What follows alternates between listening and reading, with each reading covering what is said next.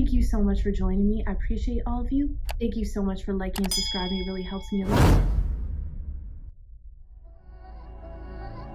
Don't forget to check out my website, paradoxastrology.com. Book your consultation today. I can help you with anything.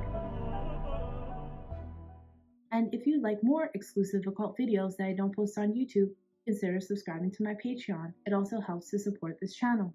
Okay, so this is just a quick video with a very easy technique so that you can decode your chart on your own. Then my next videos will be all predictions because there's a lot going on this month. So if you're here for predictions, I'll see you in the next video. Now, I learned this technique from Deepanshu Giri, who is an amazing astrologer, probably one of the best of our time. Now, this is using the Gemini Karakas. So the Karakas are the planets and the degrees. We're using the degrees of the planets. So what you see here, up here, is the Atmakarka, the self, the sole purpose, which is the planet at the highest degree. The planet at the second highest degree is your career. The third, your siblings. Fourth, mother. Fifth, father. 6, children. 7, rival or cousin. And 8, spouse. Now, some people use only 7 Karakas, but I use 8.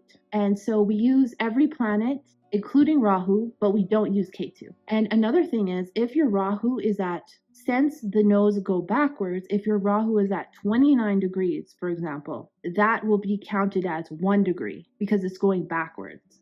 So it's only been in that sign for 1 degree. So say you have a sun at 17 degrees and you have Rahu at 29 degrees. Rahu is lower than the sun. Say you have Rahu at 28 degrees. That means Rahu is actually only at 2 degrees because it's going backwards. Now, if you want to figure out what will help you with your soul purpose in this lifetime, what will give you inspiration, knowledge, guidance, wisdom in order to accomplish this, all we have to do is go to the 5th and the 9th house from the Atmakarka, from the planet at the highest degree. So if your planet at the highest degree is in Aries, right here, then we got to see if there's a planet in Leo or a planet in Sagittarius. Now, this is only using the planets, this technique. So if there is no planets, it doesn't apply. But say there are planets, then say the planet at the 3rd highest degree is in your 5th house. The 3rd highest degree equals the siblings. So say it's here, then that means your siblings will be the ones to give you guidance,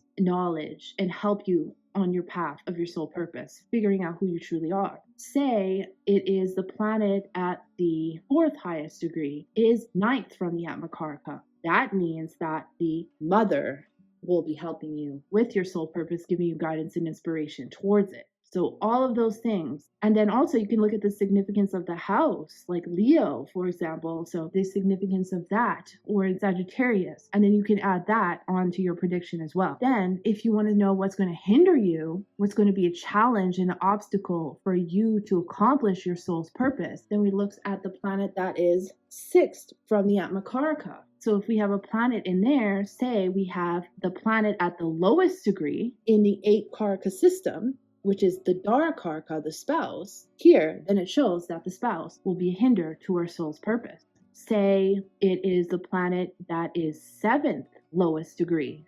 Well, that means that the rival or the enemies will be the ones that will hinder our soul purpose. So this is how you can analyze your chart in a very, very easy way to determine what will help you and what won't.